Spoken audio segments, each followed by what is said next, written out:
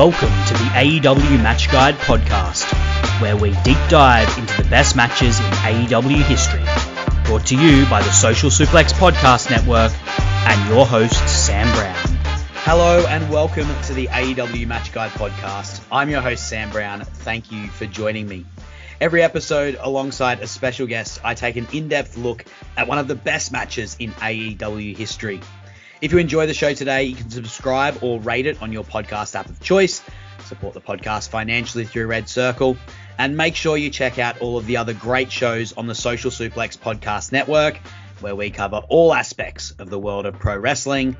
We've got One Nation Radio, Keeping It Strong Style, All Things Elite, Tunnel Talk, the Trish and Sarah Wrestling Podcast, Wrestle Art with Chris Things, and Imp's WWE Adventure. You can become part of the Social Suplex community by joining our Discord and check out the awesome Match Guide and Social Suplex merch on Chopped Tees. And of course, don't forget to check out the Match Guide Substack, where I drop my written pieces every other fortnight. Links for all of these things are in the podcast description. My guest for today is a writer and a podcaster. It's Sam Roberts, and we're discussing Swerve In Our Glory versus the Acclaimed AEW Tag Team Championship match from All Out 2022. How are you going today, Sam? I'm doing well, thank you, Sam. It's going to be very confusing for listeners with that going back and forth, but hopefully the accents are different enough that just saying each other's names won't be that confusing.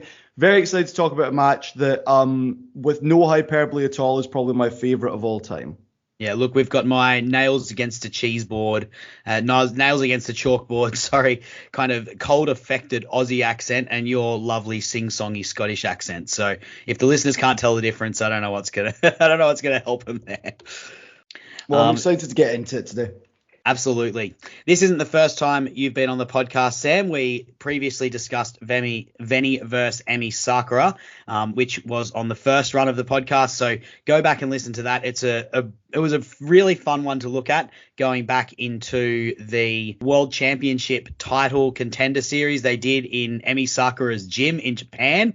A little bit of a different outlook today. We're looking at the Acclaim versus Swerve In Our Glory, of course, and this is part one of two parts of us looking at the rise of Swerve Strickland in the company.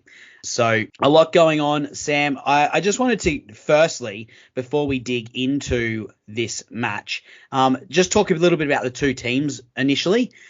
So, of course, we've got the Acclaimed and then Swerve In Our Glory. Let's talk about the Acclaimed first. They are one of the most successful homegrown acts in AEW. Of course, Caster and Bowens, they started appearing in AEW as a solo act in 2020 before Tony Khan had the idea of putting them together as a tag team. Their first match was in AEW Dark on the 21st of the 10th, 2020 against the Best Friends. They sort of rose through the ranks. They made their first Dynamite appearance in December that year, 2020, against SCU. Sam, I know you've been an avid watcher of AEW and also AEW Dark. When did you first notice the Acclaim? When did they first show up on your radar? And what was your first impression?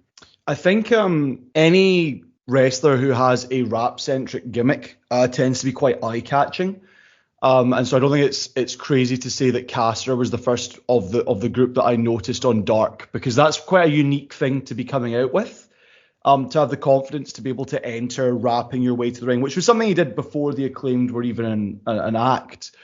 That's something that really registers with an audience. Whether it's good or bad in terms of the quality of the work, it's something that grabs your attention because it's so unique of a skill set. Bowens less so, in all honesty. Just there was less of I distinctly remember his original nickname of the 5-tool player, because that was something that I was aware of from like other sports. I was like, oh, that's quite cool. That's cute. And oh, he's former baseball player. I like that. But I didn't really think too much of either of them until they started coming out together as a team when they were paired up together later in that same year. And even then, they still hadn't quite got it all together. Bowens was still in his own attire, which, if I remember correctly, was like orange and black, and Caster was still in they were still distinct entities. They were still announced as Bowens and Caster. They weren't a team yet. But you are like, oh, I can see this working. There's a visual here that fits. And especially when they start to incorporate things over the run of things like Bowens being the high energy, literal hype man of the two of them, you just start to see the pieces connecting from that world that they're tapping into. Yeah, it's quite a inspired choice by Tony Khan. Of course, we see that all in hindsight now, but at the time, you're right. They didn't look immediately like a team, but you could see that these were two pieces. You know, they're similar sizes, similar ages. Obviously, they're both black men, which kind of helps. But they've also got like a bit of, you know, slightly different character dynamics. You've got, you know, Caster is kind of a bit more edgy, and then Bowens as he's a homosexual man. But that's sort of not the point of his character. It's something that's in the background. But I think it's actually an excellent portrayal of a homosexual character, having that just being part of what he is, but not something that's in your face or right out there. It's almost a very modern portrayal of it. You know, in the past, if that was part of someone's character, that would be everything. It would be gold dust. It would be to foreshadow a guy that's going to be in it, you know, with Billy Gunn when they did that, when there was Chuck and Billy. That was their entire gimmick, whereas it wasn't necessarily for Bowens. I think right. And on that note, I don't think it was ever acknowledged on screen. I could be wrong, but I don't think it was acknowledged on screen until Harley Cameron was having that rap battle. In. Yeah. And even if that was the case, the crowd knew, and like that's seen as such an uplifting moment in AEW's short history of the crowd chanting. I can't even remember the right intonation, but like he's gay. Yeah, being chanted in a positive tone. I think even Bowens has talked about that being something that was amazing to be part of. But I don't think it was acknowledged on screen before that. That's just the audience knows the act. They know the performer, but it's not an integral part of the presentation, which is, like you say, a perfect way of depicting that. And again, it's a combination of two people who, on if you want to be very surface level about it, would be like, yeah, this fits. But then, as with anyone, you look deeper and there's differences, and it still merges together really well with the end result. Like you say, very good forward thinking from Tony Khan to see this pairing. Absolutely. And you're right to say that the initial thing that stood out to most people was the rapping. I think the first time I noticed these guys was just clips of Caster rapping on his way to the ring on Dark. And then, of course, their initial program, we had the grand tradition of wrestlers who should not be rapping trying to do a diss rap back, and you had Frankie Kazarian making a fool of himself, trying to rap back at Max Caster after they debuted. I've got to ask Sam, you know, we've had many, many lines done by Caster on his way to the ring. What are some of your favorites, mate? Well, genuinely, the first thing that came to mind was the song Goth Phase from their feud with Sting and Darby. Oh, brilliant. Because it's very catchy, and also it's a fun music video that, and I'll get crucified when I start to get things wrong, but it feels very like, the music video is very like backpack rap, as it would be called, and like just the energy within that entire presentation was really fun. No specific line comes out from it apart from just like the hook is very catchy, obviously, but could very easily have not been catchy, could have failed in that department, but it works quite well. But in prep for this podcast, and because you warned me we were going to go over this, I did look up a compilation of Max Caster lines.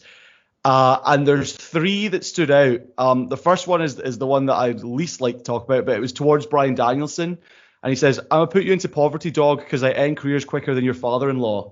Oof. Which today is a lot sadder to joke about, but at the time the reputation of Danielson's father-in-law was just simply the guy that would be phoning WWE talent to not let them know they'd been fired.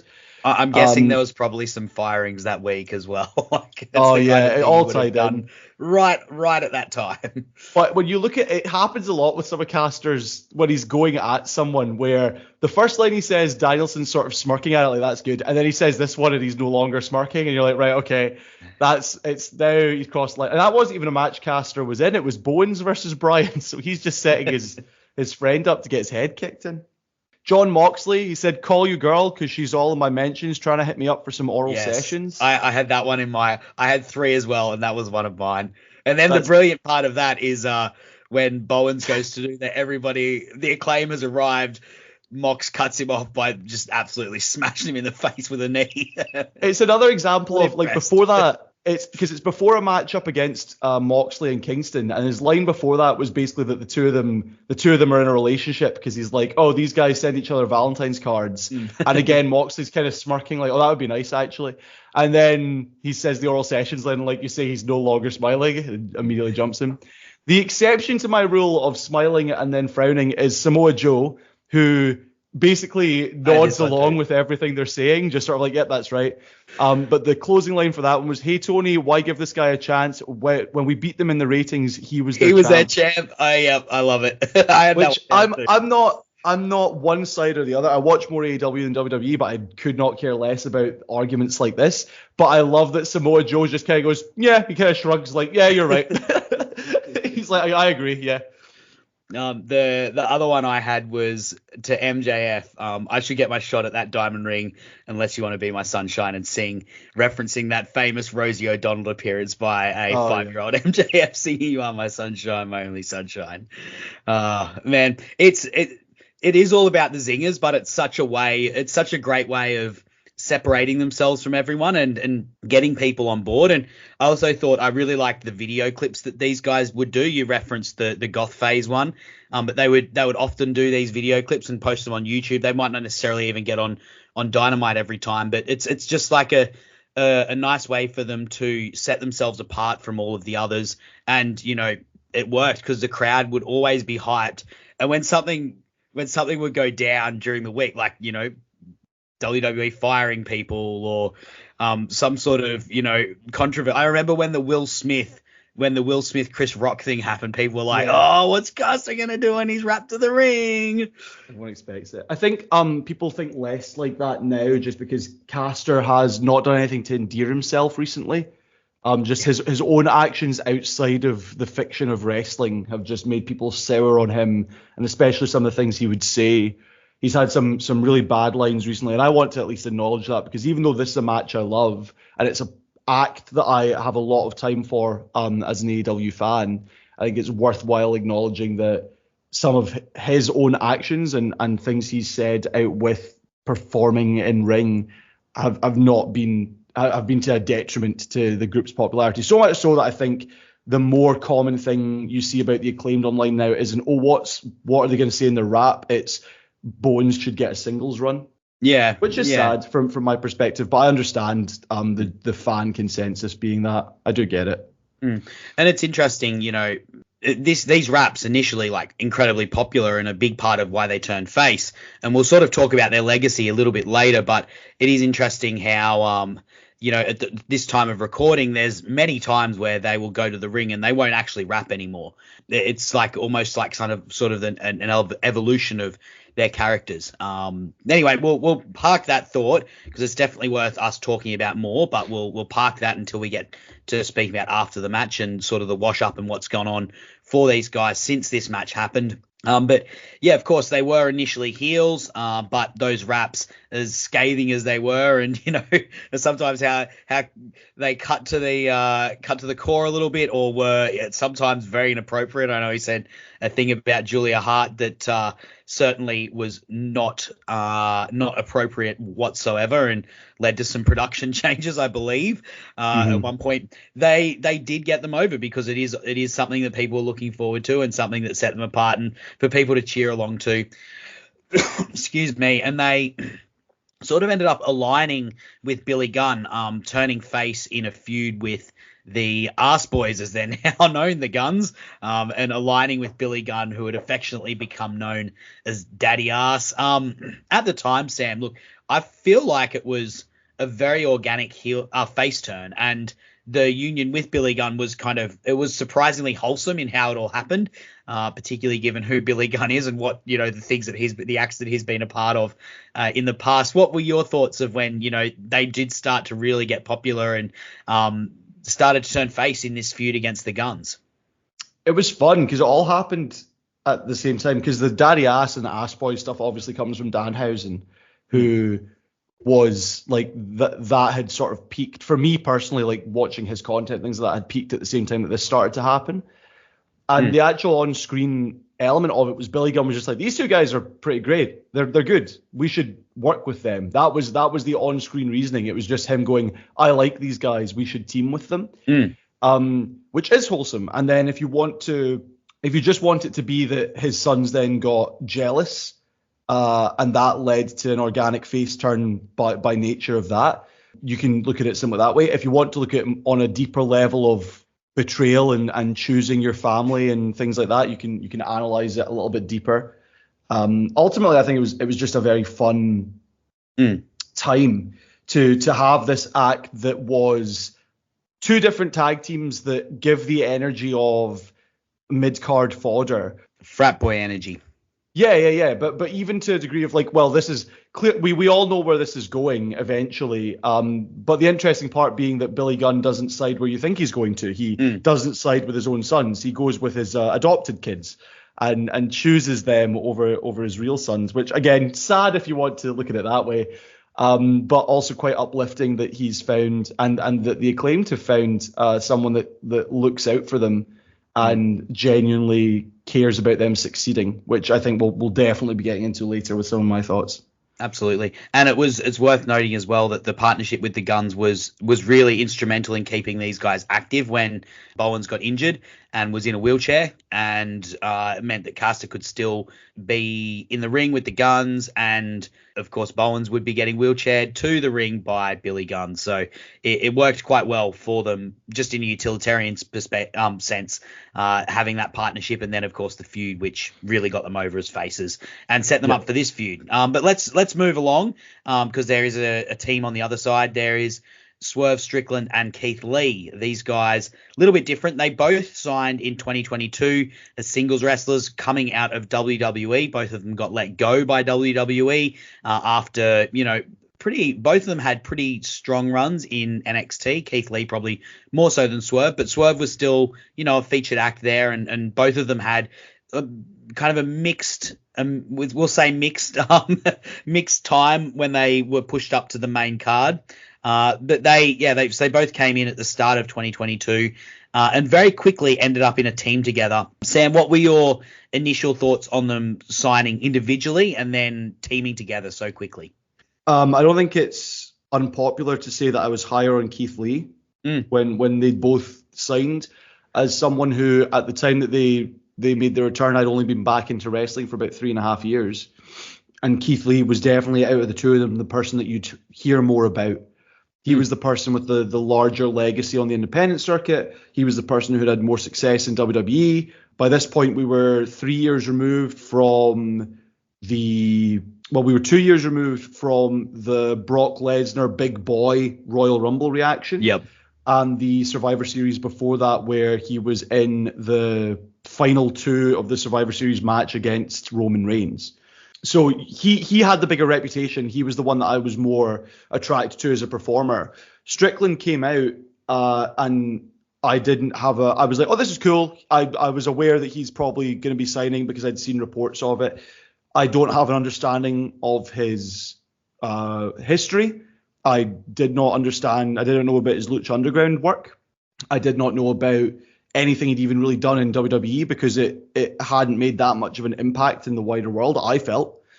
And so I just thought, this will be someone that's interesting to see where they go. And then, like you say, very quickly, even just a couple of weeks after they both debuted, they were paired together. And I think the general consensus was, what are we doing? This is like a stereotype of wrestling, is two guys who we don't have plans for, so we're going to pair them together.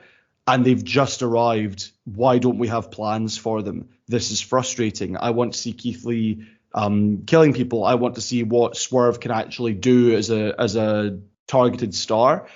And I think by all accounts, it's probably worked out best for both of them. I know Keith Lee's not on television at the moment. Hope he's well and healthy and happy. But I do think that there was enough reports at the time that he wasn't well prior to coming to AEW.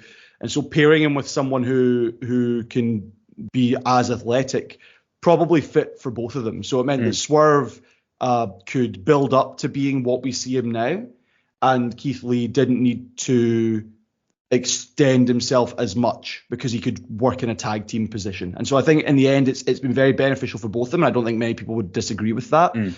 But initial feeling was, what are we doing here? Why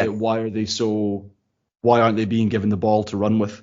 Yeah, it's so weird. I remember both of them coming in, and they came in a time of very large roster upheaval in AEW, and at the tail end of like a significant influx of larger named, like well-known stars. So if you look at AEW through 2019 through to sort of as the pandemic is finishing, well, not finishing, but like we're getting out of pandemic wrestling, it had a pretty stable main event scene in that there weren't new people showing up and really challenging for it. You had Kenny Omega, Jon Moxley, Chris Jericho, Cody, and Hangman Adam Page. They're sort of the big top AEW's like top main event single stars, and that had been the case more or less since the start. Without, the odd person added in at some point. You had Christian Cage in much earlier in 2021, and of course Miro in 2020 came along. But in mid 2021, towards the end of the year, you had a lot of big name people coming in. You had Andrade, Malachi, Punk, obviously the biggest one, and then the 1-2 punch of Danielson and Cole, and then you also had people a little bit lower down, so Red Dragon showing up, and these guys came in 2022 in the back of that. And I remember thinking, like, you sign Keith Lee every day of the week, but where does he fit? And like, I just could not see where either of these guys fit. Swerve Strickland, similar to you, I hadn't seen a lot of his stuff. I knew that Rich from One Nation Radio was good mates with him and had spoken highly of his work. But when I saw him, I was like, this isn't a guy that like is immediately coming across the screen to me and connecting with me. And when they showed up, when they started tagging together, so I didn't know this, but apparently they actually tagged on the Indies together back in the day in 2017, 2018, and they had like 6 or 7 matches together. So it wasn't the complete first time they'd tagged together, but it's the first time with any prominence that they'd paired together. So I had similar reservations when they first showed up, even just being like, look, where do you even fit these guys in this main event scene, in this mid-card and main event scene that is very quickly filling up and running out of space, and also in a state of upheaval at the moment. And then when they became a tag team, it's like, well, these guys have just been signed with no real plans for them, and we're just kind of chucking them in to fill some time, I guess. And then they started having matches, and I was very quickly proven wrong in that these guys aren't just there to make up the numbers. I think they had a big guy, little guy combination, which is just a classic tag team combination, right? Like a big guy, little guy. And they comparing themselves to Shaq and Kobe, I loved, because it's like, we're not like, this isn't, one small guy who's going to need to be constantly saved. It's a small guy who's intelligent and able to use his speed and agility, and a big guy, and they complement each other. It's not that, like the big guy's constantly saving the little guy, which is a smart thing from Swerve to make sure that he is maintaining like his sense as a threat, even when paired with someone who is like such an obvious threat that is Keith Lee, which is like a nod that I'll let you jump in the tick. Yeah, of but course. It's like a really early thing that I didn't pick up on, but I know we can see now. It's a really early nod to Swerve's instinct and ability to constantly keep a sense of threat around himself and a sense of presence, and position himself in a way that gives himself like a uniqueness and a way of looking like a killer. I didn't see it at the time as that, but looking back now, you can see that throughout his time in AEW, that's been a very common thing. And early on, him saying he's Kobe, Keith Lee's Shaq, brilliant. I think because obviously you've said that this is you're doing 2 weeks of Swerve analysis. Correct. I'm a big Hangman Page fan. And I think a lot of people have been talking about the story with Swerve and rightly, as per usual, saying Hangman is such an intelligent storyteller. He's one of the best. The Shaq and Kobe thing is even, if you want to extrapolate it further, is even deeper than just keeping the two of them on the same level. For people that know basketball, Shaq and Kobe hated each other by the end of their run. They did not get on. They did not want anything to do with each other. Shaq badmouthed Kobe every chance he got up until his passing, essentially. They did not get on well.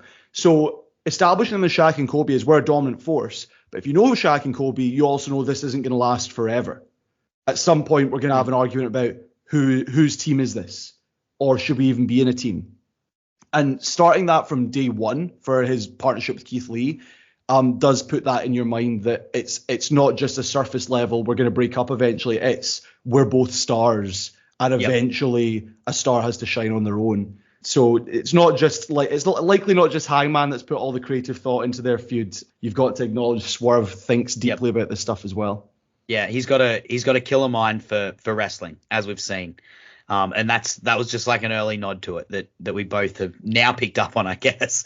My early highlight for these guys as a tandem was their pre-show match at Forbidden Door against Suzuki Gun.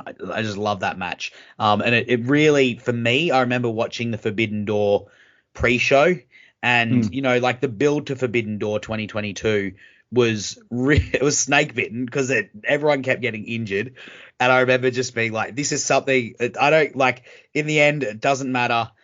This is something I've wanted to see, AEW and New Japan. This is something that has been fated to be and that I've wanted to see since AEW was first announced in front of the Tokyo Dome in New Year's Day 2019.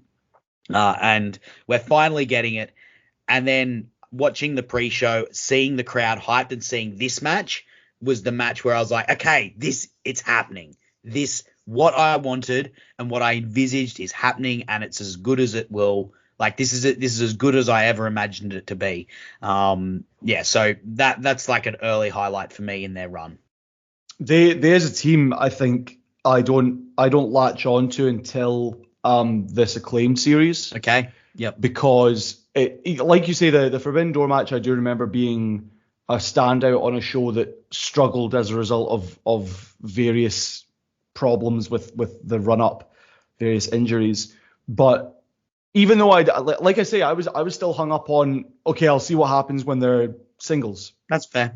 Yep. I'm not interested in, cool, they're world champion. They're now tag champs in a company that says they prioritize tag team wrestling, and our tag champs are two guys who have been put together seemingly because we don't have a plan for them, and their tag team name sucks. Yeah. Because it's a combination of, it just doesn't, no one has ever agreed that it sounds like a good name. And so I just did not have that much interest in what they were presenting until it came to this series with the Acclaimed. Yep. Yeah, look, my next question was actually going to be, you've preempted it. What did you think of them being made champs? Because it very much felt like it came out of nowhere.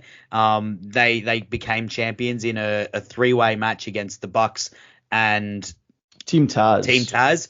Yes, the Bucks and Team Taz. And it was at a time where it felt like the Bucks were being built up to go against FTR, who at the time held a number of titles that weren't the AEW title, to go to All Out and have a match for all of them.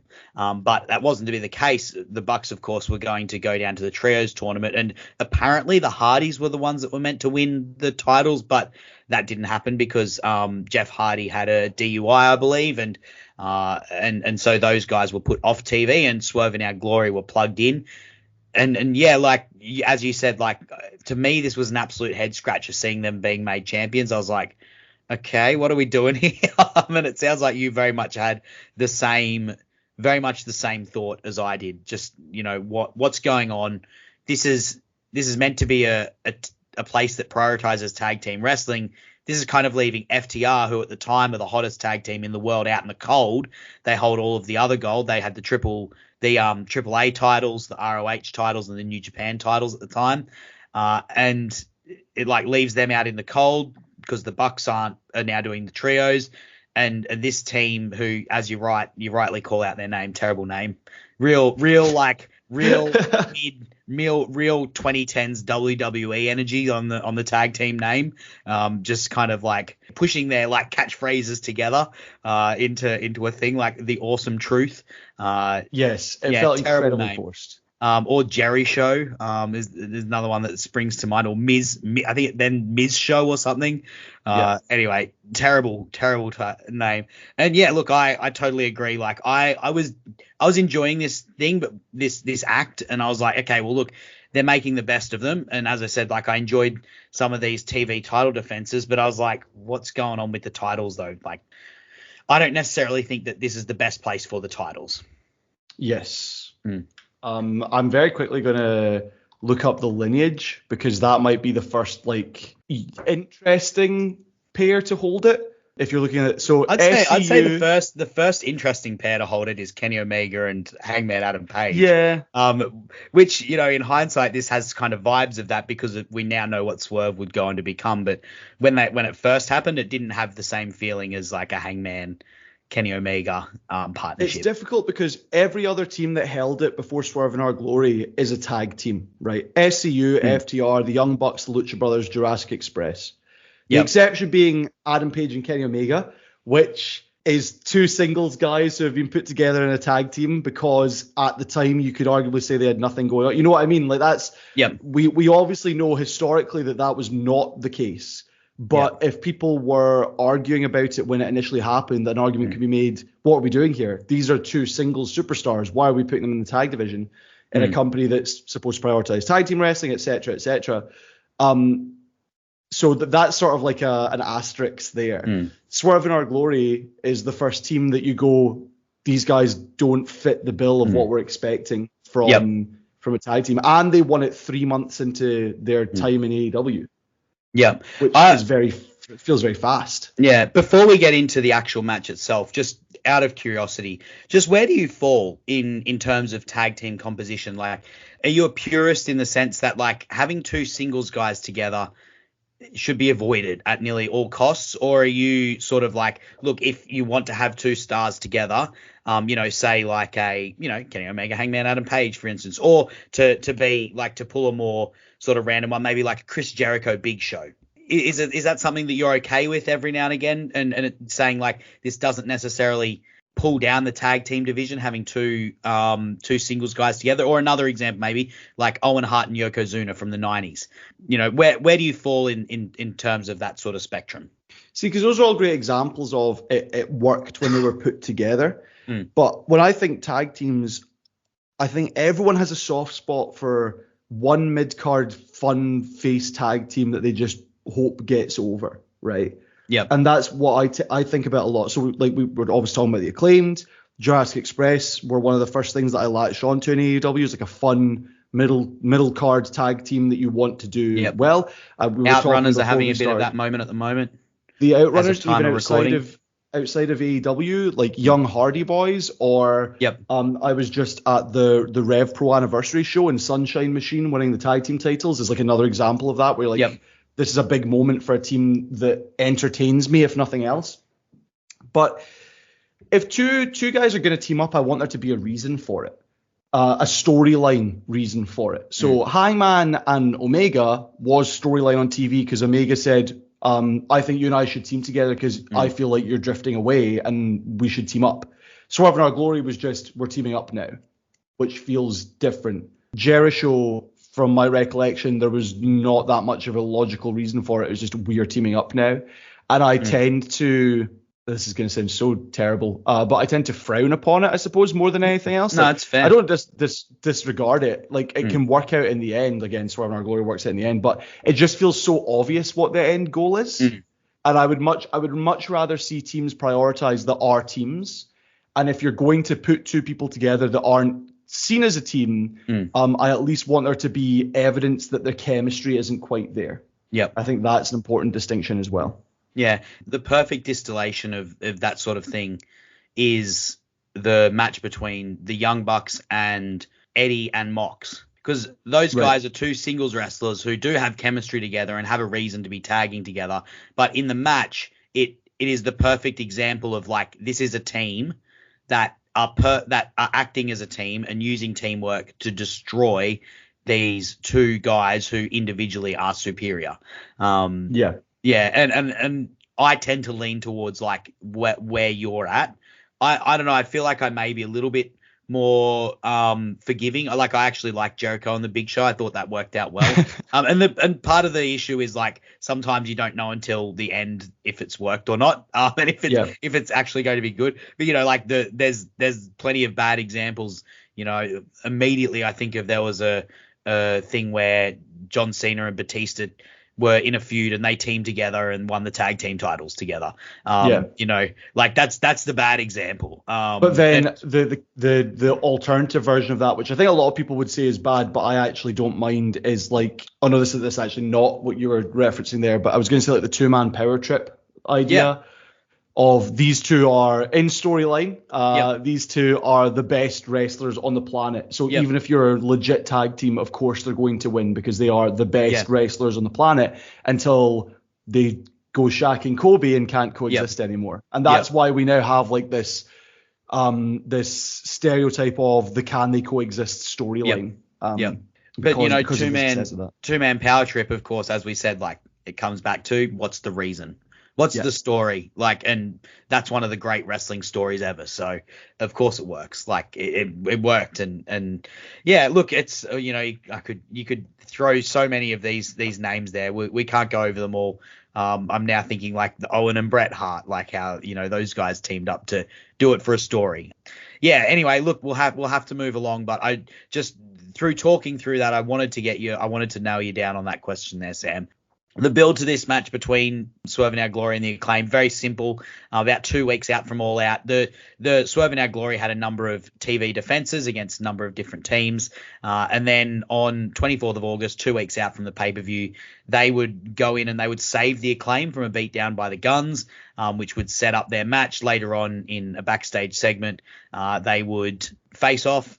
They would say that this is what's going to be the match, and Caster would call Swerve and Keith Lee Timon and Pumbaa, which I very much liked. It kind of, you know, it's an organic way of making the matchup. Two good guys. The champs go out to save the up and coming number one contenders, and then they have a face off for the title. Simple, effective. I felt like. Yeah, there's a couple of bits, especially that backstage promo, because that gets played right before the match happens at All Out, the promo from Rampage. I believe that's the one you're talking about, correct? Yes. Yep. Yeah, and I think a big contextual thing with this match is no one expected it to be good, right? No. It was a thrown together match with a team of guys who are not a team and a pairing of guys who are an established team in AEW canon, but are seen as not main eventers, right? Have never challenged for the titles before.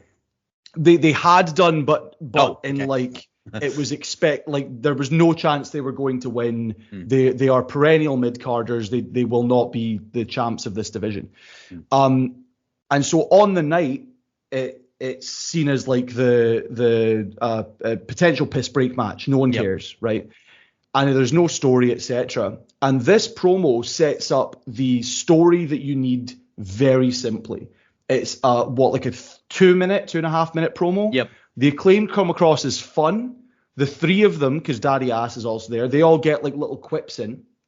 They're the fun-loving team that are here to prove that they actually can run. But in saying, they don't say we're here to prove that we can win. They're here to say, this is not your house, this is our house. You're Timon and Pumbaa. That's like it's them having fun with it. Yeah. By contrast, Keith Lee says, in 48 hours, you two have to prove you're nothing. You're more than just a stereotype.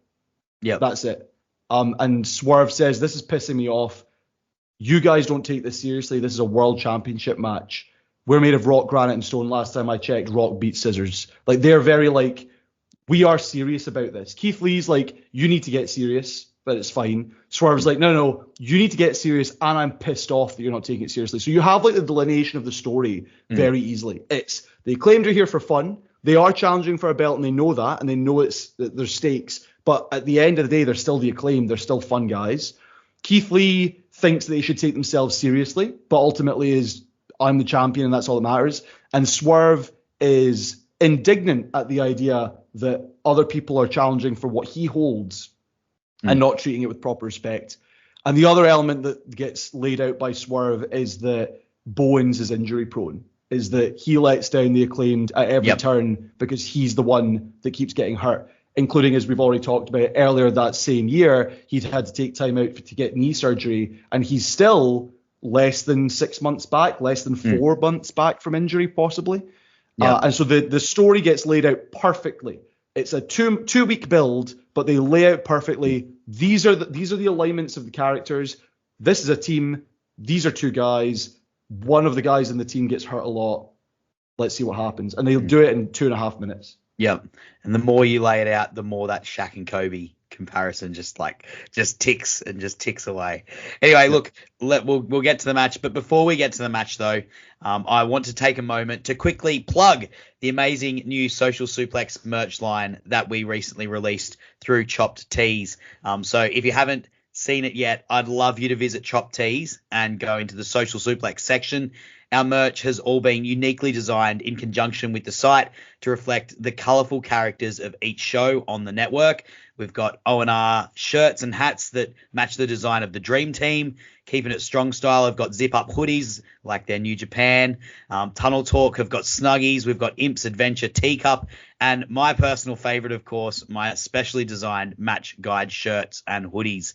The site owner, Dickie, and I, we created it to not just stand out in a sea of bland black wrestling designs, but to commemorate the AEW 5th anniversary match guide list we released earlier this year. It's got the shirt's logo on the front and the listing of the top 50 AEW matches of all time in the style of a band world tour t-shirt on the back. I absolutely love it. But the thing that stood out to me most when I first got my shirt was the quality of the garment. We've all had wrestling shirts that stretch or fade after you've worn them only a few times, but these shirts are made from high quality materials, so they don't just look great, but they feel great and they last. The Social Suplex, we're all incredibly proud of this collaboration, so don't wait. Head straight to Chop Tees and get yourself some merch that will not just look great, but will help out the network as well. And also, we'd like to thank Chop Tees for this collaboration. But on to the match. As we always do here on the AEW Match Guide, we'll give the match its flowers. Dave Meltzer gave this match 4.5 stars.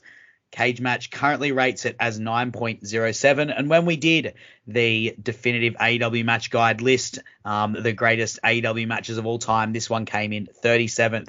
So a match that is well regarded and well remembered by fans and commentators alike. So it's at All Out 2022. Swerve is out first. He's wearing a jacket with a bunch of basketball teams on it. Then Keith Lee follows him out. I love these guys' entrance. It's a nice mashup of what they do, and they look good going in together. They look like a team. They look imposing. The Acclaim come out. It's not the best rap from Caster. I think his best line, at least for me, is "We'll leave you on the floor like documents at Trump's place." That was personally the one that I got. What did you think of the setting and the entrances here, Sam? Just to push back slightly on your point of Swerve and Keith look like a team, they have the stereotype of a can they coexist storyline of they come out to their own music. Yes, they aren't true. a unified front. They might be matching. They might have a cute little we're going to do our poses at the same time, but they don't enter together. Yeah, it's true. That's true. And they've got their own little tags. Yeah, that's the first part of it is, again, they're hammering home this is a team of guys versus a team, and it gets reiterated there.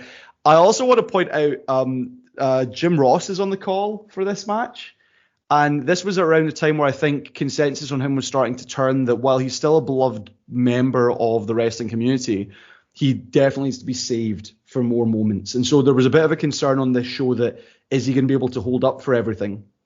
And I actually think Jim does great in this match, but he also sets the tone of this match isn't just a serious title shot. It is fun.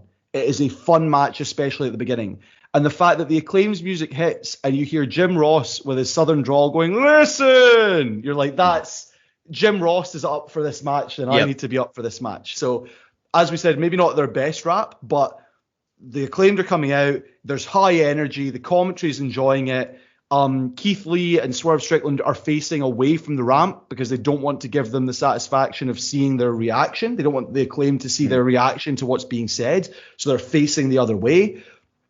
The Acclaimed finish what they're saying with the everybody loves the Acclaimed, go into the ring, scissor me daddy ass, like Bowens is going insane with his facial expressions as they do this. And the camera crew cuts to the crowd to show you loads of not people, just people's hands in the air doing the scissoring motion as the commentary starts to laugh about all of it.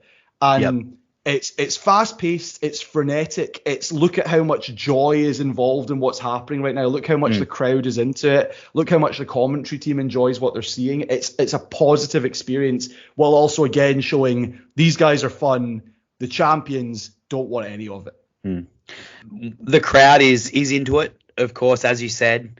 And as the bell rings, the crowd is, dueling songs of All Bask in His Glory for Keith Lee, and then the Oh Sesame Daddy song for Daddy Ass and the Acclaimed.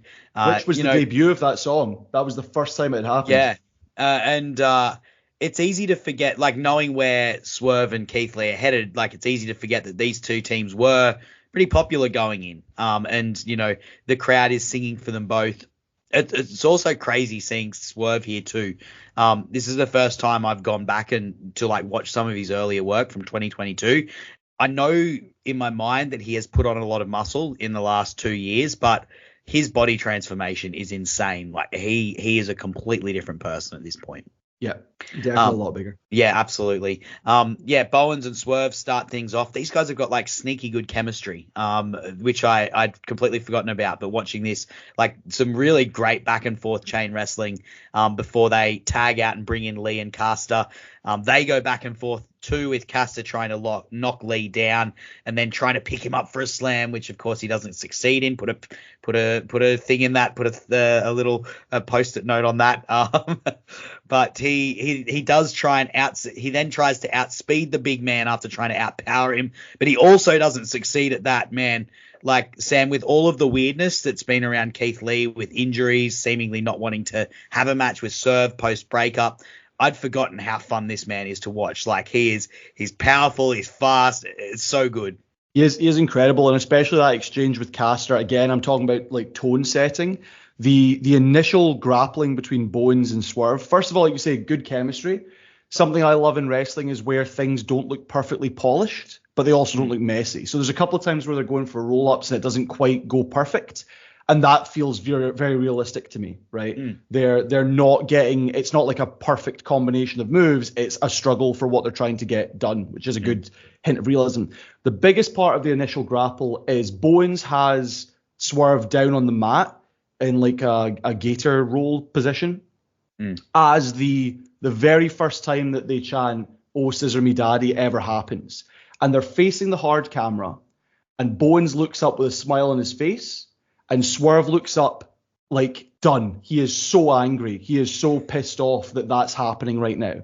I think he got a lot of comparisons early on to Randall from Monsters, Inc., and this is the most he's ever looked like Randall from Monsters, Inc. He is incredulous that this is happening right now. And that's, again, tone set of Bowens is happy that the crowd's with them. Swerve cannot believe that he's not the one being cheered right now. When they tag out, and then comes Keith Lee and Max Caster, the exchange they have where Caster's like, okay, I'll be the faster one. He sort of flips out of a hip toss and does a little Eddie Guerrero shimmy, to which Keith Lee starts to give him applause. Billy Gunn's on the outside shouting, how about that? How about that? And that's the first interaction that Keith Lee and Billy Gunn have in this match, which is also worth putting a post-it note in because it comes back. But it then follows up, like you say, with maybe Caster is fast. Keith Lee is still faster. He's stronger and he's faster as he shows off. And he is just incredibly fun to watch. Outside of the character work, the actual movements he's got are incredible. And it sets him up as a Goliath that the Acclaimed are going to have to tangle with if they want to try and win this match. Yeah, you pretty much just read what my note says. My next note said, this initial exchange sets up, the key for the Acclaimed is going to be trying to get Keith Lee down. That's going to be the key. That and the power of scissoring. And I will just say, just with Swerve and Bowens, I know Swerve early on, he moves differently in the ring to some other people. He does some odd movements that other wrestlers don't, and that kind of led to some janky exchanges early on that I noticed when I was first observing him as a wrestler, some janky exchanges with other wrestlers. But Bowens actually goes with it in a really good way. There's that struggle, but it doesn't look like he's not pausing, waiting for Swerve to do his funny movements. He's timing it perfectly. And I'd forgotten that Bowens and Swerve had such good chemistry. And I think like that would be something worth revisiting down the line with Swerve. Now he's not the champion. Maybe something with Bowens is something that they could do, at some point. Yeah, like especially if the internet gets its wish and Bowens gets a singles run, that's a good way to jumpstart that maybe. Absolutely, yeah. And yeah, you're right. Like that chant going off, that kind of changes the tone. And Keith Lee sort of really starts to take control, and Swerve and slows things down a bit as well. Swerve starts mocking the scissoring, and Keith Lee in particular really starts to like lay into the Acclaimed and like batter them in a way that like a big guy is apt to do, as the crowd's chanting like "We want scissors." I'm not sure if Swerve In Our Glory expected to play heel this hard, because like, of course, like at the start, both teams are getting cheers, but they so quickly sum up the situation and adapt to it instantly. Yeah, and I want to note with your comment about Swerve mocking the scissoring, again, the initial thing was the Acclaimed aren't taking this seriously, and now he's not taking them seriously. Keith Lee wakes up because the two of them double drop kick him out the ring and then scissor in the middle of the ring. So they're not only are the Acclaimed showing we can hang, but they're still being silly, and it pisses off Keith Lee, and he comes back and he immediately punched the face of Caster, who's trying to shake his hand. It's an immediate tonal shift. When Swerve mocks the scissoring motion, it's he does his usual diving elbow to the back of Caster's neck, rolls through into the Acclaimed's corner, and with just, we swear on this show, yes? Yeah, swear all you like. With a shit-eating grin, he's just right in Bowens' face, and Bowens has to stop himself from getting into the ring to fight him. Something I want to point out at this point, that again, I love this match for, the camera work in this match is so perfect, it feels like it was scripted within an inch of its life. To your point about it feels like Swerve In Our Glory have to call an audible and play much bigger heel roles than they were intending to. The fact that the camera manages to catch all of their emotions, to get the action but not foreshadow near falls or foreshadow false finishes, and still be able to cut to the crowd when there are moments that need it. In that one instance, like I say, Swerve hits a diving elbow. There's a hard cam shot of the ring showing him hitting the diving elbow. There's then an immediate cut to a low-angle camera behind Bowens' legs, which shows Swerve mocking him. And then as Bowens has to fight the urge to get into the ring, they cut to a wide-angle jib shot as the crowd boos Swerve relentlessly. They have shown you in a 3-second burst the action, the emotion, and the reaction from the crowd. And I need to put over the camera work in this match because the crowd brings a lot. But watching at home, this is one of the best shot wrestling matches I've ever seen as well. And the AEW production crew gets pelters sometimes. So I'm glad you pointed that out, because you're right. They help communicate what's going on in the ring so well with how they frame it and film it. One of the key things that happens in the exchanges as Swerve and Lee start to get a bit more intense is they start going after Bowens' knee. And Bowens sells it really well. Like, he collapses in the ring when he's trying to deliver offense. And the crowd is like getting into it and starting to really, really get behind the Acclaimed. And after Keith inadvertently takes Swerve out with a pounce, something seems to flick again in him. And he just like very brutally takes out both of the Acclaimed guys. It's like, okay, I'm not necessarily on the right page with my partner right now, but screw it. I'm big enough, strong enough, and fast enough that I can just take them myself. Acclaim get Lee up for a double suplex as they kind of like try and fight their way back. But Swerve gets a blind tag. He delivers a stomp to Bowens after the double suplex, and then gets him in a single Boston Crab. And that's when the crowd really gets hot. Like, as fun as the Acclaimed are, and there's a lot of high spots in this match, and there's a lot of character stuff with scissoring and that sort of thing. It's like such a traditional wrestling thing of them going after the knee. He gets him into the single leg Boston Crab, starts cranking on it, and the crowd just starts to truly lose it for the Acclaimed. Yeah, Bowens' initial sell of the knee is coming off a dive from the middle rope, and the way he lands, again, knowing his history, a beautiful part of wrestling is when you get lost in it. And there's very few matches I watch back like multiple times, because I me personally find it very hard to get lost in a match if I know the outcome. I watch this match 5 times a year, no exaggeration, because I lose myself in it every time. And part of it is the way Bones sells that knee injury. The initial dive, and I know it wasn't just me thinking this because you hear the crowd hush, and I've heard people on podcasts since say this, that part of you is convinced it's real. He lands in such an awkward way, and he'd just come back from an injury that you're convinced this might be he might be actually hurt. And for a moment, you're like worried for him. And then when you hear the referee talking to him and the fact that the match continues, it's enough to assuage any fears that it's genuine, but still inform the reality element of the match where you're like, right, so this is now something he has to deal with. And throughout the rest of the match, that happens maybe a third of the way through. Bowens sells his knee for the rest of the match beautifully. Like he's limping, and most wrestlers can't say this. And this is not a dig, like I can't do anything that wrestlers do, but I think it's a common understanding that wrestlers sometimes forget to sell. He sells the knee through everything he does for the rest of the match, limping from corner to corner, having to smack his knee to get it awake when he's trying to do bigger moves. Yep. The one exception to the rule is, like you say, when Keith Lee powers up and pushes them both away, that comes after a double team move, which is the only time that Bowens doesn't sell his knee because he's hitting a running knee. Which Jim Ross again sells beautifully on commentary because it leads to a 2 count and Keith Lee kicks out.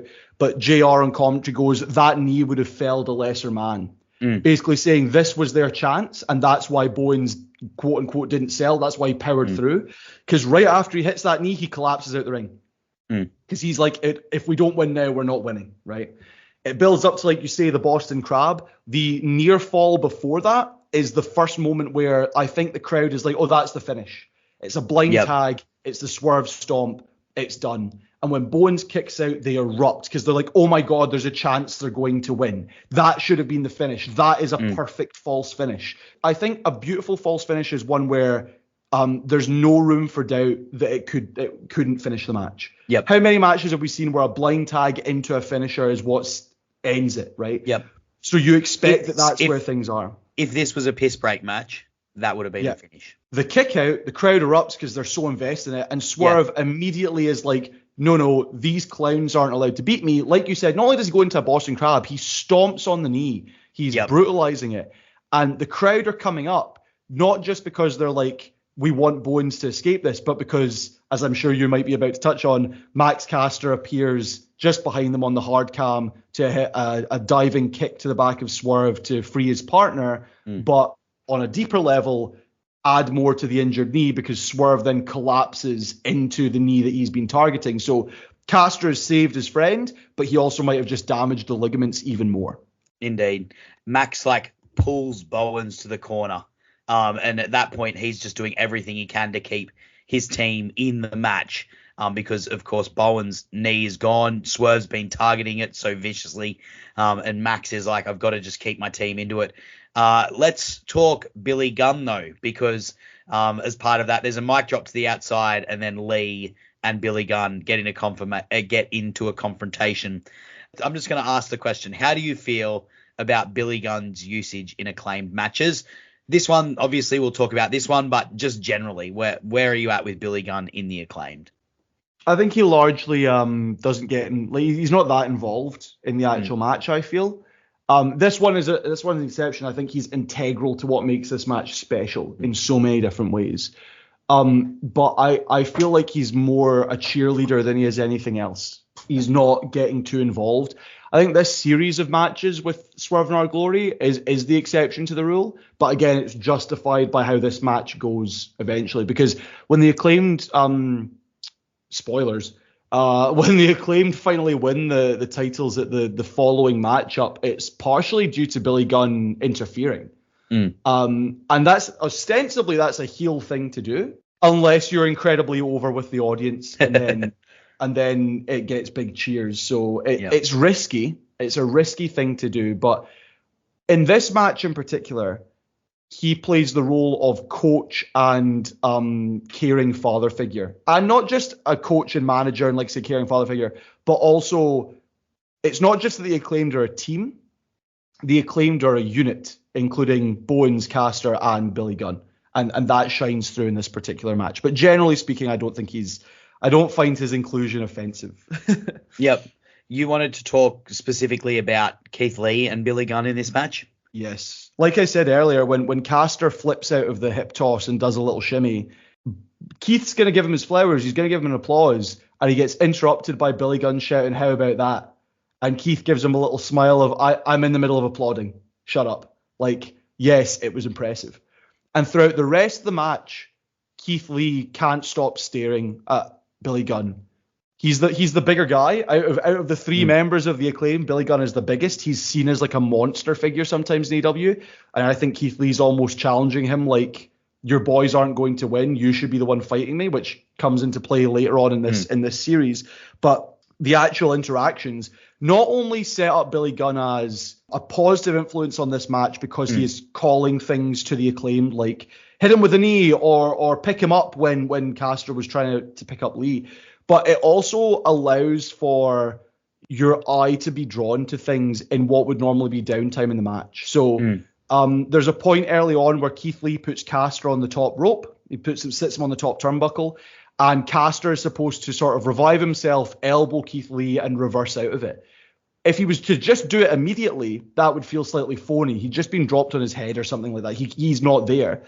But because Keith Lee is distracted, because he takes an opportunity to stare down Billy Gunn and basically say, you're what's causing this, it gives you that moment to understand, oh, Caster's woken up, he can hit those elbows. Or later on when Bowens is struggling through the knee, he gets Mongolian chopped in the corner by Lee, who again is staring at Gunn saying, you caused this. He gets beeled across the entire ring. And then instead of following up, Keith Lee's too busy jawing with Billy Gunn, which gives Bowens an opportunity to get to his feet, to smack his knee awake, to scream loudly, and the crowd screams with him. And then he gets a little bit of a comeback in it. And so Keith Lee and Billy Gunn's interactions throughout this match are what allows for realistic recovery time for the Acclaimed. And also builds up the animosity between the two. It's not just that Keith Lee's like, these guys aren't taking it seriously. Keith Lee's also affected by it, and they've got another clown on the outside who's talking at me when I know I'm the best person here, in his mind, you know. Yeah. So my thought on Billy Gunn in general with the Acclaimed is the more that he has got involved, the less I have liked it. In this role as a cheerleader, love it. It was brilliant. As they became a trio, he became the hardest bastard in the Acclaim, which is the wrong way that should be. They became bump merchants for the Billy Gunn hot tag when they were a trio. And once I noticed it, I couldn't unsee it. Like, that was the case in everything. Not only was it Billy Gunn getting the hot tag in the matches, he was getting the last line in their promos. He was getting the best insults at the other team. He was becoming the center point of all of their stories that they were doing. And, you know, the most offensive was when he had a match with Jay White and what happened in that match. The more Billy Gunn got involved, the less I liked it. And this is an example of how it was so good. And it's easy to forget, you know, when they're a trio and you're getting so frustrated, it's easy to forget. Like, there was a time when this was brilliant. This was so wholesome, and he was such an integral part of helping get the Acclaimed over. And as you said in this match, like, he doesn't interfere directly, but he informs the story quite a bit and helps show, like, Lee, and particularly Lee's arrogance, but also, you know, how we're talking about beforehand, how they were saying you guys aren't serious. Well, it's Lee that's, you know, taking his eye off the ball a little bit in this instance. He's getting distracted by Billy Gunn, and he's the one that's not necessarily taking it as seriously as he should, even though he's the one, you know, Swerve In Our Glory. They're the ones that are accusing the Acclaimed of not being serious. Let's fast forward a little bit. We're going to get towards the end of the match. Really cool moment. Of course, as we said, Caster was fighting his team back into it. And, you know, in the throngs of passion and all psyched up and with the power of the crowd behind him, he gets Lee up for that slam and a mic drop, which then gets broken up to boos and bullshit chants. In the wash-up, was that the point where if the Acclaim were going to go over, they should have gone over? Of course, there was a lot of chat afterwards about how maybe they should have called an audible in the ring, given how over the Acclaimed were. Sam, was that the moment to put over the Acclaimed? I think retrospectively, none of their other matches reach this level, right? Yep. And there's a part of you thinks, yes, they should have. But and again, I'm not a wrestler, I can't speak to this, but I don't imagine it's very easy to change something like that in the middle of a match. There's no way for them to get back to Tony Khan, or for Tony Khan to effectively say to them, this is why we're changing it. And there's a lot of politics that goes into why things like this do or don't happen. Yeah. I can say from my own perspective, we've talked about, I'm a bigger Acclaimed fan than I am a Swerve In Our Glory fan. The fan interaction and stuff like that as part of this match is part of why I love it. I watch this like multiple times a year. I would not watch this multiple times a year if the Acclaimed had won. It would be a very different match. The significance of the match and the story it tells and all of this stuff would not be the same if they had ended up winning it. So on a selfish level, I don't think that this is the time to do it. I don't think it would have made the match better. But then again, I have zero reverence for the follow-ups that came afterwards. Yep. So it might be that if you're going to create a moment in the best match you can have. But you don't know that until hindsight. Yeah, I'm glad you brought up the story points, because that was something that I was going to say. But before I get to those, I just wanted to like put it out there that I thought the talk about that and the fact they asked Swerve and Lee in the press conference, I thought it was so incredibly disrespectful. The reason that the Acclaim were getting so over was because of how well Lee and Swerve summed up the situation and were like, rightio, well, I guess we're not trying to do a face-to-face mutual respect match. We are just going to be absolute despicable heels. We're going to get lost in our arrogance. We're going to do everything we can to disrespect them. We're going to crank on Bowen's knees like there's no tomorrow. We're going to put these guys over as baby faces and the darlings of this crowd. And I just thought it was incredibly disrespectful, not to mention like the logistics of it. Like these guys aren't going to chain. Swerve and Lee are not in a position in the company to make that call in the ring. There's been one time where that call has been made in the ring, which was Jon Moxley doing it against Rey Fenix. And you can't knock him for making the call given what happened, but in the wash up, it was actually a really bad decision that they did, that he made that call in the moment. Like what the logistic. So Tony Khan backstage is going to somehow get the word to the referees. The referee's going to inform all of the participants. The participants are then going to, in the throngs of all this, have to deal with the ramifications of that and probably change the ending of the match. The logistics are ridiculous. It was such a dumb conversation, and like it's dumb because of those reasons. But the reason that it's most dumb is because one of the reasons this match is so good is because they fail. A few weeks ago, fortnights ago, whatever, I talked about Jon Moxley versus Orange Cassidy from All Out. One of the reasons that match was so good was because Orange Cassidy lost, but didn't give up. The win condition at the start for that match, right, was set as Jon Moxley saying, I take people into the deep water, and most people, when they get into the deep water with me, they drown, they quit, they give up. Don't be that person. And Orange Cassidy proved he's not that person. This match, it was set up, as we said at the start. The setup was, we are serious champions. We are Kobe and Shaq. You guys are not serious. You guys are not serious challengers.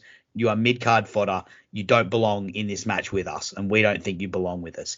This match is them showing that they do. Them winning later on is something that happens later. It's a great 1-2 punch that works so well, and to want to like skip forward misses like part of the brilliance, which is the moment that the crowd really gets behind them. To bring in another series that was a brilliant series of matches, The Shield, Roman Reigns and Seth Rollins versus Cody Rhodes and Dustin Rhodes. They had 2 matches, both of them super hot, and the first one was just them showing that they belonged and that they could do it, and then the second one was them winning the titles. And that's what this match is, them showing that they are the serious contenders that can push the champions all the way and can probably win it on their day. And the idea that they should have changed that, the fact that it would ruin the story is the most dumb reason, the most dumb thing, beyond it just being really disrespectful. To your point, the fact that people even asked that question shows that the story was effective. The fact that everyone was going, should they have called an audible? That's why they didn't. Because you're now begging for them to win, and the next time they get an opportunity, you're going to tune in to see it happen. Let's move on to the ending, Sam. We've covered the majority of this match. Let's move to the ending. So there's another near fall as there's a miscommunication between the champs. It leads to a roll up for Bowens on Lee. And the crowd is so behind it, but it doesn't work. Bowens, he pushes it. He's trying so hard. He goes up for a Hurricanrana, but Lee catches him, spins him around, turns it into a powerbomb, and Swerve comes over the top with the stomp to assist at the ending, and they get the the champs get the pinfall and win the match. It's a really good ending sequence where Bowens, he's trying so hard, he's given everything, he gets the roll up, and he's like, just one more thing, and he makes one mistake, and that's all it takes for this champion team to make the win. At the end, Lee offers the scissors to Billy Gunn. Swerve doesn't join in. It's a bit awkward. It's a bit standoffish, but there's a semblance of respect, I guess, there from Lee and Billy Gunn, but Swerve's not happy. What did you think of this ending, Sam? I'm immediately going to go to the reason I watch this match so often. It is Billy Gunn. When the finish happens, so the finish being the setup of the Death Valley driver from Swerve onto Caster on the edge of the ring, which totally takes him out, but he's on hard cam side. So he's where the camera is facing is where he's dead. So Billy Gunn is forced to come out of his corner to check on Max Caster. All the action's happening in the ring. Bowens literally drags Swerve like it's a horror movie moment back inside the ring so he can take him out. Like you say, he's fighting, he's chopping, he's punching, he's wobbling because he's only got one leg. He manages to get a roll up on Keith Lee, which is another massive cheer from the crowd, because again, that's another finish where you're like, if this is the finish, this is the finish. Yeah. And he kicks out, so the crowd erupts even more. And when he finally fights them off, and like you say, he ends up making that one mistake that causes the powerbomb Swerve stomp finish. Again, camera angle, all of the people involved are phenomenal in this, and placement and positioning and the whole thing. I love this match because, and again, I feel like I should have given a disclaimer at the beginning, which is go and watch the match before you hear me talk about it, because I'm going to make it sound like Brett versus Stone Cold to some people. But this is my favorite match of all time, because when the finish happens, it's shot from a low angle camera in the corner. So you see all of it unfolding in real time from this one shot. You see the stomp and it films the pinfall from this low angle. And just in the background, you see Billy Gunn trying to wake up Max Caster. Caster can't get up. And for a moment, manager Billy Gunn loses the fact that he's not in this match. For a moment, he's on the same side as all the audience. For a moment, he thinks he's part of the match, and all he wants is to make sure that the two boys that he's with have another chance to redeem themselves. And he slides in the ring as if he's going to break it up. And at the last second, he realizes, I can't do this. This would be a DQ. And the pinfall happens. And it's a heartbreaking moment of, again, ostensibly a father figure for these two guys, or that's how he's presented. He's tried everything he can from a managerial position, and he's about to go one step beyond what he's allowed to do, simply because he believes in the two guys that he's with and he wants them to succeed. And it's the way it's shot, his facial expression, the timing of everything involved, the sequencing of everything in the match. Like you say, it wouldn't be the same match if they won, because you wouldn't have a moment like that where you feel the heartbreak of the Acclaimed unit through the facial expressions of Billy Gunn. And that's what really makes it to me. The finish is great.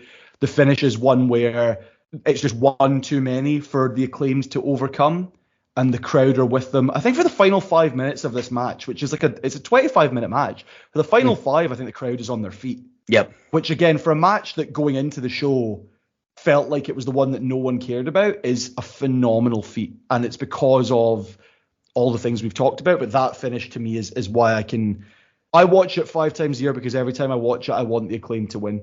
And every time I watch it, I think that it's going to go differently than it did before. A very random comparison is, do you know Blackadder, the British TV series? I love that show, yep. My dad will always talk about the finale of Blackadder Goes Forth, which, if you've not watched it, Blackadder is Rowan Atkinson, more well known for being Mr. Bean. But in the Blackadder series, he is always portrayed as like an intelligent guy who tries to get as much out of life while doing as little as possible. And in the 4th season of the show, Blackadder Goes Forth, they're in the trenches of World War One, possibly World War Two, World War One. They're in the trenches of World War One, and through the entire season, All Rowan Atkinson is trying to do is to leave the front. He doesn't want to be in war. He wants to be safe and comfortable, but he's signed up for this thing and now he's stuck in it. And throughout the whole season, you're expecting, oh, he's going to find a way out. He's going to find a way out. He's going to find a way out. And then in the season finale, the whole episode is he's going to find a way out. And at the last second, he doesn't. And he's forced to face his fate, which is going over the top and being killed in action with all of his friends. And my dad would always say that that's one of the best episodes of TV, because every time you watch it, you know the characters and you know the outcome, but you still think there has to be another trick up his sleeve. He's going to get out of this somehow, and he never does. And every time I watch the Acclaimed versus Swerve In Our Glory from All Out 2022, every time I watch it, I think this is the time that the Acclaimed are going to win. This has to be the time. There's no way they can lose this. This time is going to be the time. And it doesn't happen, and that's part of the magic. That's a brilliant comparison, Sam. That is a brilliant comparison. Even to the fact that in that final scene of Blackadder, Baldrick says he's got one last cunning plan, and Blackadder says, no, I don't think we've got time for it this time. And then they go over, and that is the equivalent of Billy Gunn like going in, being like, I can't do this. I can't. I love that comparison, Sam. I would not have thought of it myself, but it's brilliant. I love it. I've watched this match 3 times in the last week in preparation for this, and at a certain point you just start thinking about things. Look, honestly, I feel like you should have been walking us through this. You've clearly got your notes. You've clearly got your notes well laid out. Try to. And I just want to give some praise to the Keith Lee and Swerve finisher. I love that powerbomb double stomp finisher. It looks high. It looks impactful. It suits both men and their role in the teams well, and it can, as we saw in this instance, it can be hit very much out of nowhere, it is the kind of move that, of course, if you get hit with this, if you get stuck in there, of course this is the last mistake you'll make, because no one's kicking out of this match. This move, it's a big move to finish up. And then, of course, like that ending with Swerve refusing the scissor, Lee kind of doing a tense scissoring with Billy Gunn, but like a bit of mutual respect there. It's a tense ending, but it sets up like the dynamic that will ultimately splinter this team up, that, and that's already been, it sets up, but it continues to foreshadow and add depth to that idea of these guys are working together, but there's a tension between them that is going to ultimately splinter them and ultimately end up with these two at odds. Is there anything else you'd like to say about the match itself before we move on to like the legacy and what's happened with these guys since? No, I've talked. I've got I've done my notes. There's a couple of things I love in wrestling. A simple story told intricately, which in this instance is fun-loving guys challenging for a title, champions who are annoyed they're not taking it seriously, and then also Bowen's injury. This match has that. Obviously, cool action. Every single member of this quartet has an impressive moveset, and things like the Max Caster picking up Keith Lee and how that's built to is really well done. That's cool action in this match.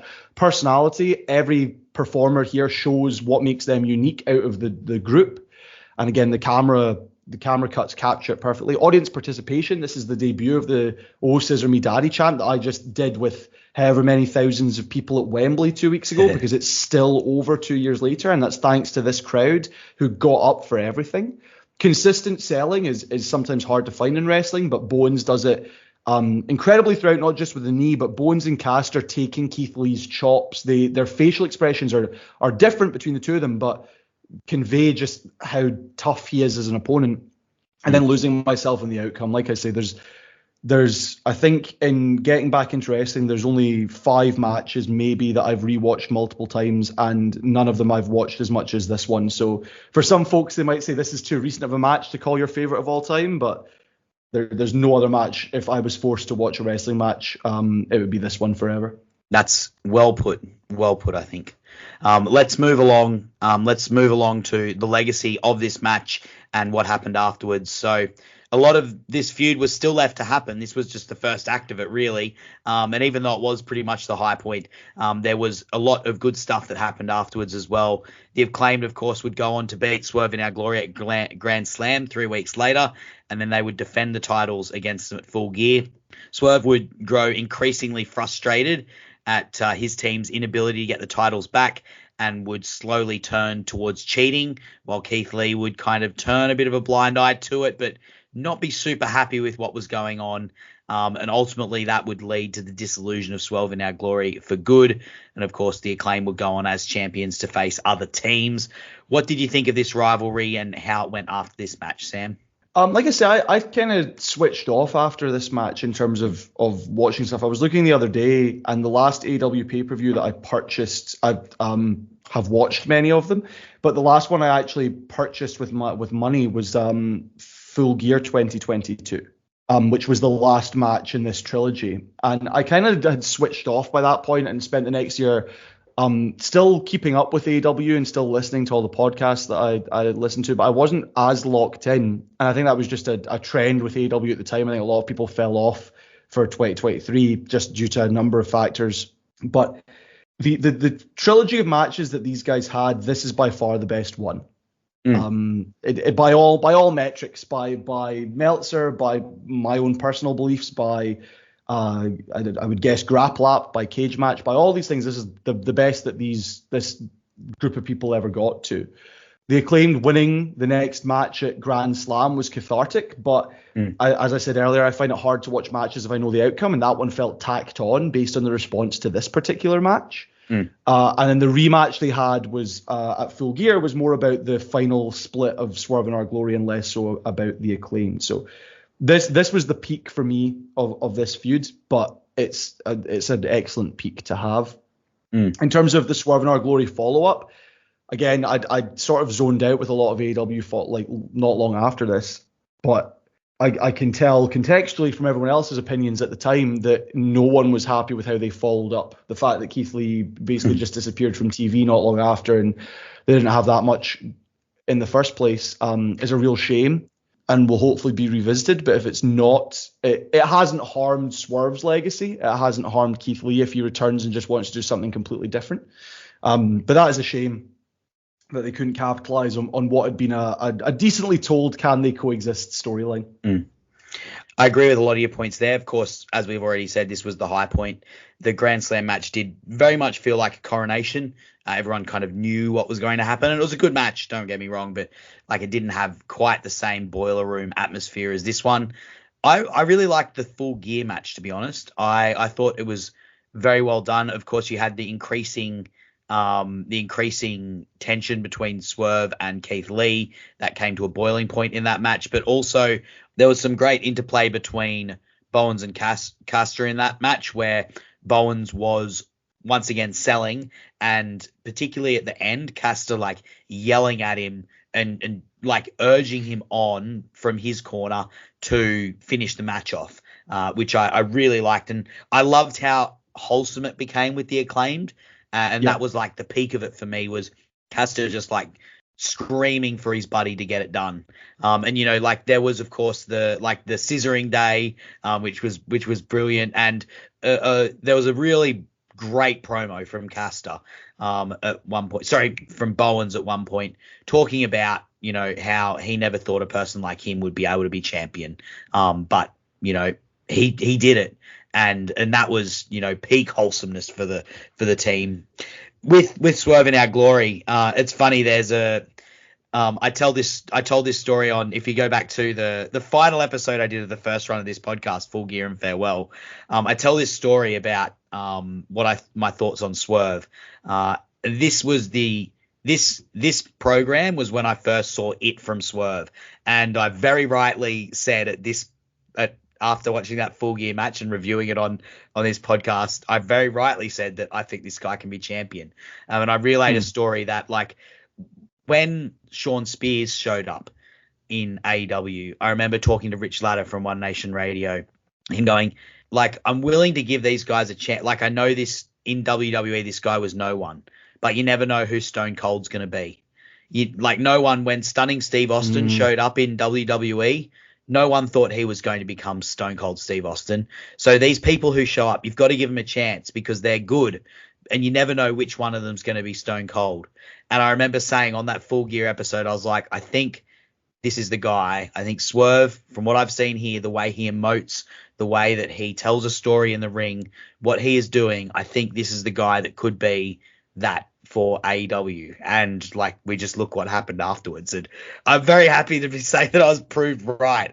But this program was where I first saw it from Swerve, with just the way that he managed to communicate his frustration, not just through his words, but his body language and the way he carried himself and the way he sneered and the way he went after the Acclaimed in more and more of a nasty fashion as this feud went on. That's when I thought he could be a real player, when I saw him in this feud. And I think watching back, this match this program has aged very well. In terms of looking back at, what's happened in the tag team since. We're very spoiled in early AEW with the tag team, but this program is a real high point for the tag team division, even if we didn't realize at the time that it was, in terms of having like two teams really peaking with what they were doing at the time and really surging and bringing the crowd along with them. Absolutely. Just because I didn't touch on the Acclaimed, and you mentioned things like National Scissoring Day and all this stuff. I was talking before about tag teams that are perennial mid-carders that you fall in love with and want to see succeed. And these guys did that. But I also think what they ended up doing as champions is exactly what people ask for, or at least in my mind, what people ask for when they say, I want the Attitude Era back. It was a team of guys who have got a clear identity. They've got like a color scheme. They've got marketing materials, and they're incredibly fun. And there was like a 3-month stretch where every week they had some sort of gimmick or bit that they were going to do that was going to make you laugh. In the same way that the Deadlock podcast recently realized that they're going back and looking at some of the most iconic Stone Cold moments, and they all happen in the space of like a month. Yep. Like him hitting Vince McMahon with a bedpan, or driving the Zamboni, or like all this stuff all happened in the space of like a month. And with the Acclaimed, it very much felt like that, where they won the titles, and then you had, before they won the titles, there was the Swerve Strickland abducting Billy Gunn angle, which again, to your point of, he was at his best when he was like the manager of them, and oh my God, he's been kidnapped and he's not fought his way out. They need to help him and stuff like this. And then he comes on TV with his fingers wrapped, so he's stuck constantly, unable to scissor, and all this stuff that was just very fun. Very fun wrestling, and then the action in ring held up as well. So I think the Acclaim did really well from that. And if they never get another opportunity to be top of the tag team card, like I say, if everyone else gets their wish and Bones goes on a singles run, then so be it. We have the memories, but it's one of those teams I want to stay a team forever. I was heartbroken when Jurassic Express stopped existing, and I'll be sad when we eventually have to put down our scissors and say goodbye to the Acclaimed. Yep. As I said at the very start, Sam, this is part one of a double up podcast where we're going to be talking about the rise of Swerve Strickland in AEW. When I was doing the first run of this podcast, of course, it was happening during this time while this was all happening during 2021, 2022. So this is the first time we've talked about Swerve Strickland on the podcast, and he is someone that has very much gone on to great success in AEW and become one of the biggest names in the company since the first run of this podcast went out. So this, as I said, we're sort of doing a double up where we're going to be talking about Swerve and his rise through the ranks.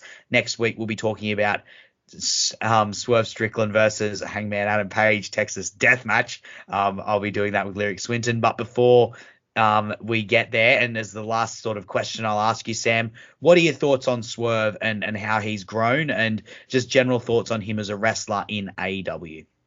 He's all right. He's all right.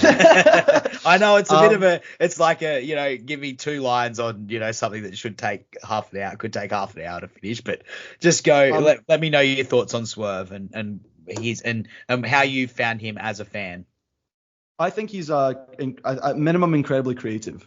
Like I say, I fell off of AEW like watching regularly in 2023. I was keeping up with it, but not watching regularly. So I haven't gone back and watched much of the Hangman versus Swerve series. Like I didn't see Texas Death. I still haven't seen it. So I'm excited to listen to your podcast in 2 weeks' time to get a little bit more of a grip with it. But as someone who would quantify his love for wrestling as matching a lot of what Hangman Page does, I found it really hard to ever see Swerve as a face.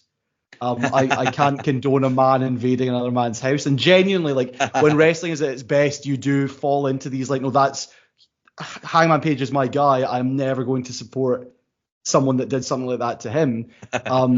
The best stories are ones where you can understand both people's perceptions, though. So I get why other people are like, no, Swerve is in the right, etc. So, but at minimum, acknowledging that I haven't seen all of his best work in AEW, at minimum, he's a very creative guy with how he's gone about building this reputation. He's a very intelligent guy with the quotes he's had recently about what got him to this position, where he came in and made the conscious decision to do whatever he could do to get on television and to be a vastly tooled player and to build those opportunities. And even if I don't, because outside of this match, I sometimes don't like his wrestling style. Like you say, he's got like a very unique way of moving that to some people is good, to other people is not. And I don't always get into his matches. But there are much worse people you could have leading a company and being part of like a core group to go forward. And I think a lot of people have said people like him and Hangman are the people you build this company around for this next generation of AEW. We've reached 5 years, and from now on, who's this next stage? Who takes over the next 5 years? And it's people like him that are good choices. People who seem dedicated to being better, but also dedicated to sticking around. So while I can't say I'm a massive fan without feeling hypocritical, there are moments like this match we've talked about just now where I'm a huge fan of his work in singular moments, and I look forward to seeing what else he can do in the future that I'll become an even bigger fan of. Yep. Well, look, I won't give my thoughts too freely, although I've kind of already done that a little bit earlier on, because I will be, of course, chatting more about Swerve Strickland in the next installment of the AEW Match Guide. Thank you so much for joining me today, Sam. It was a blast to go back to this match. I don't know if I'd ever rewatch this match. Maybe once I had, but it was such a good match to go back and rewatch. I underrated this massively at the time. It was an absolute blast to go back and watch it. There's a lot going on in that. So if you haven't rewatched this match, it's well worth it. Well worth going back to Boiler Room. And I very much, Sam, I had that same feeling of being like, oh, this is close. You know the result, but you kind of hope that it might be a bit different, and you get lost in it a little bit. You get lost in the emotion in the match a little bit, which is a sign of a great match, I feel like. But before I say farewell to you, Sam, is there anything you'd like to plug? How can people reach you if they want to?